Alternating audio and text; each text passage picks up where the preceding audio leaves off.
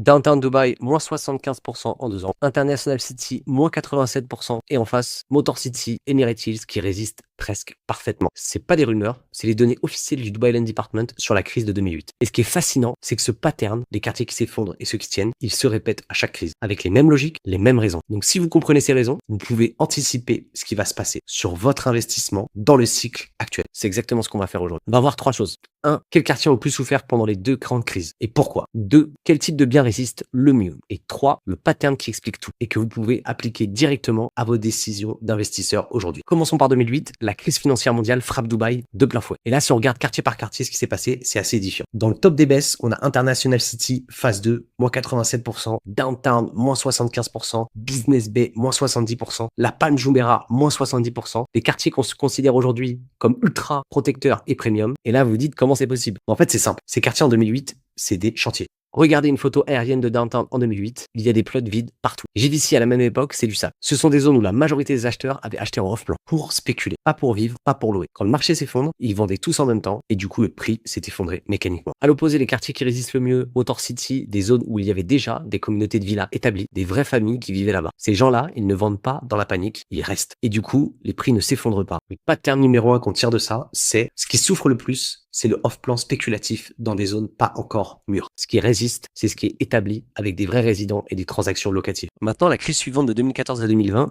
moins 25% à 30% cumulé sur 6 ans. Et là, le pattern, il est légèrement différent. Mais la logique de fond reste la même. Les quartiers qui baissent le plus sur cette période, Downtown, Jebel Ali, Al Jadaf, Barsha, International City Phase 2 encore, The Greens, Dubai South. Ce que ces quartiers ont en commun, ce sont des zones un peu excentrées, ou qui avaient encore beaucoup d'off-plan en livraison. Dubai South, par exemple, à l'époque, c'est loin. C'est spéculatif, c'est éloigné des bassins d'emploi. Les quartiers qui résistent le mieux sur cette période, c'est JVC, Dubai Hills, La Palm Jumeirah, Business Bay, Motor City, Dubai Marina, Dubai Silicon Oasis. Ce qui est intéressant, c'est que certains quartiers qui avaient été les plus massacrés en 2008, comme Business Bay ou Downtown, sont maintenant parmi les plus résilients. Pourquoi? Parce qu'ils sont devenus établis. Et aussi parce que les prix avaient été tellement corrigés, les spéculateurs étaient partis, et il y avait maintenant des vrais résidents. Du coup, la base était beaucoup plus solide. JVC par exemple, les prix avaient tellement été corrigés en 2008 qu'au final, ils n'ont pas rebaissé davantage, ils se sont stabilisés. C'est un signal très fort. Si vous voulez qu'on regarde ensemble où se positionne votre quartier cible dans cette logique, contactez-nous sur WhatsApp en description de cette vidéo. On s'engage à vous répondre dans la journée. Maintenant, par type de bien, parce que c'est pas seulement une question de quartier, c'est aussi une question de ce que vous achetez. Sur la crise de 2008, ce qui chute le plus vite, c'est les studios et une chambre. C'est logique. C'est le ticket le plus accessible. C'est là qu'il y avait le plus de spéculateurs. Du coup, c'est ce qui s'effondre en premier. Mais, et c'est ce que les gens ne disent pas, c'est aussi ce qui récupère le plus vite. Parce que Dubaï ajoute des populations rapidement et les petites unités sont les premières à être redemandées en location. Sur la crise 2014-2020, c'est différent. Les 2 chambres prennent proportionnellement le plus de baisse. Ce qui résiste le mieux, de manière constante, sur les 2 crises, ce sont les villas, dans des communautés établies. Les gens qui habitent dans une villa, dans une communauté, ils partent pas, ils restent. Ça crée une stabilité du prix que les appartements n'ont pas. Le pattern un peu universel qu'on tire de toutes ces données à retenir, c'est que les zones émergentes avec beaucoup d'off-plans spéculatifs prennent le plus cher à la base. Les zones établies avec des vrais résidents résistent. Et à la hausse, c'est l'inverse. Ce sont les zones émergentes qui explosent en première. Pour finir, ce que les données nous disent pour 2026, on y revient en détail dans une vidéo sur la chaîne, sur les règles d'or concrètes sur comment acheter. Et si je devais résumer en une phrase, acheter établi en période d'incertitude, acheter émergent en période de boom. Et on n'est pas dans un boom en ce moment. Abonnez-vous pour la suite.